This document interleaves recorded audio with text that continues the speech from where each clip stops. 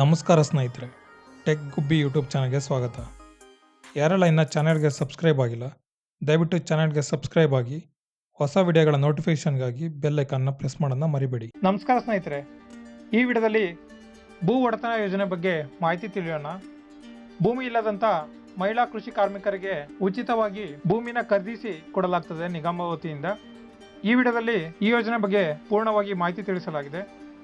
ಯೋಜನೆಯ ಉದ್ದೇಶ, ಘಟಕ ವೆಚ್ಚ, ಯಾವೆಲ್ಲ ಅಭಿವೃದ್ಧಿ ನಿಗಮದಿಂದ ಅರ್ಜಿ ಆಹ್ವಾನಿಸಲಾಗಿದೆ, ಅಗತ್ಯ ಇರುವ ದಾಖಲೆಗಳೇನು, ಅರ್ಜಿ ಸಲ್ಲಿಸುವ ವಿಧಾನ ಎಲ್ಲವನ್ನು ಪೂರ್ಣವಾಗಿ ತಿಳಿಸಲಾಗಿದೆ. ವಿಡಿಯೋನ ಪೂರ್ಣವಾಗಿ ನೋಡಿ. ಇಂದಿನ ವಿಡಿಯೋದಲ್ಲಿ ಗಂಗಾ ಕಲ್ಯಾಣ ಯೋಜನೆ ಬಗ್ಗೆ ಮತ್ತು ಸ್ವಾವಲಂಬಿ ಸಾರಥಿ ಯೋಜನೆ ಬಗ್ಗೆ ವಿವರವನ್ನ ನೀಡಲಾಗಿದೆ. ಯಾರೆಲ್ಲ ವಿಡಿಯೋ ನೋಡಿಲ್ಲ, ವಿಡಿಯೋದ ಲಿಂಕ್ ಡಿಸ್ಕ್ರಿಪ್ಷನ್ ಇರುತ್ತೆ ಮತ್ತು ಐ ಬಟನ್ ಇರುತ್ತೆ, ಚೆಕ್ ಮಾಡ್ಕೊಡಿ. ಮೊದಲಿಗೆ ಭೂ ಒಡೆತನ ಯೋಜನೆಯ ಉದ್ದೇಶ ಮತ್ತು ಘಟಕ ವೆಚ್ಚ ವಿವರವನ್ನ ನೋಡೋಣ. ಭೂ ಒಡೆತನ ಯೋಜನೆ ಭೂ ರಹಿತ ಮಹಿಳಾ ಕೃಷಿ ಕಾರ್ಮಿಕರಿಗೆ ಕೃಷಿ ಜಮೀನನ್ನು ಉಚಿತವಾಗಿ ಖರೀದಿಸಿಕೊಡಲಾಗ್ತದೆ.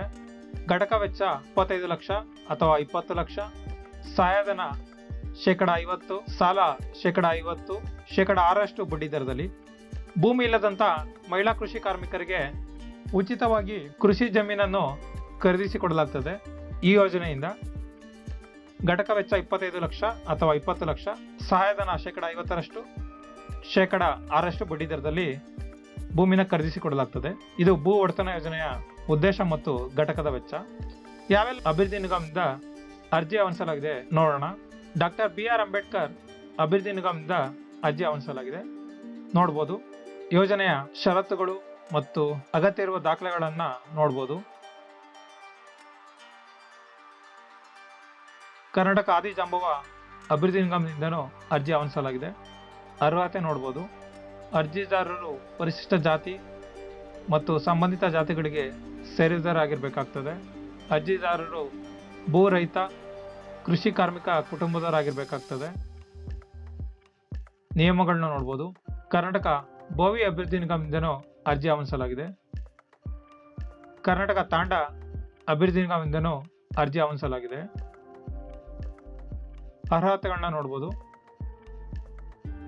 ಕರ್ನಾಟಕ ರಾಜ್ಯ ಸಫಾಯಿ ಕರ್ಮಚಾರಿ ಅಭಿವೃದ್ಧಿ ನಿಗಮದಿಂದನೂ ಅರ್ಜಿ ಆಹ್ವಾನಿಸಲಾಗಿದೆ. ಕರ್ನಾಟಕ ಪರಿಶಿಷ್ಟ ಜಾತಿ ಮತ್ತು ಪರಿಶಿಷ್ಟ ಪಂಗಡಗಳ ಅಲೆಮಾರಿ ಅಭಿವೃದ್ಧಿ ನಿಗಮದಿಂದನೂ ಅರ್ಜಿ ಆಹ್ವಾನಿಸಲಾಗಿದೆ. ಈ ಎಲ್ಲ ಅಭಿವೃದ್ಧಿ ನಿಗಮದಿಂದ ಅರ್ಜಿ ಆಹ್ವಾನಿಸಲಾಗಿದೆ. ಈ ಎಲ್ಲ ಯೋಜನೆಗಳಿಗೆ ಎಲ್ಲಿ ಅರ್ಜಿ ಸಲ್ಲಿಸಬೇಕು ಅಂದ್ರೆ, ಅರ್ಜಿ ಸಲ್ಲಿಸಲು ನಿಮ್ಮ ಹತ್ತಿರದ ಸೇವಾ ಕೇಂದ್ರಗಳಲ್ಲಿ ನೀವು ನಿಮ್ಮ ಅರ್ಜಿಯನ್ನ ಸಲ್ಲಿಸಬಹುದು. ಸೇವಾ ಕೇಂದ್ರಗಳು ಯಾವ್ಯಾವು ಅಂದ್ರೆ, ಸೇವಾ ಸಿಂಧು, ಗ್ರಾಮ 1, ಗ್ರಾಮ ಪಂಚಾಯತ್, ಹೋಬಳಿ ಮಟ್ಟದಲ್ಲಿರುವಂತಹ ಗ್ರಾಮ 1 ಸೆಂಟರ್ ಅಲ್ಲಿ ನಿಮ್ಮ ಅರ್ಜಿಯನ್ನು ಸಲ್ಲಿಸಬಹುದು. ನಗರ ಪ್ರದೇಶದಲ್ಲಿರೋರು ಬೆಂಗಳೂರು 1 ಅಲ್ಲಿ ಅರ್ಜಿ ಸಲ್ಲಿಸಬಹುದು ಮತ್ತು ಕರ್ನಾಟಕ 1 ಸೇವಾ ಕೇಂದ್ರಗಳಲ್ಲೂ ಅರ್ಜಿಯನ್ನ ಸಲ್ಲಿಸಬಹುದು. ಈ ಎಲ್ಲ ಸೇವಾ ಕೇಂದ್ರಗಳಲ್ಲಿ ಅರ್ಜಿಯನ್ನು ಸಲ್ಲಿಸಬಹುದು. ಹೆಚ್ಚಿನ ಮಾಹಿತಿಗಾಗಿ ನಿಗಮದ ಜಿಲ್ಲಾ ವ್ಯವಸ್ಥಾಪಕರ ಕಚೇರಿ ಅಥವಾ ನಿಗಮಗಳ ವೆಬ್ಸೈಟ್ ಅಥವಾ ಸಂಬಂಧಪಟ್ಟ ನಿಗಮ ಕಚೇರಿಗಳನ್ನ ಸಂಪರ್ಕಿಸಿ ಮಾಹಿತಿಯನ್ನು ಪಡೆಯಬಹುದು. ಮುಂದಿನ ವಿಡಿಯೋದಲ್ಲಿ ಆನ್ಲೈನಲ್ಲಿ ಅರ್ಜಿ ಸಲ್ಲಿಸೋದು ಹೇಗೆ ಅಂತ ನೋಡೋಣ.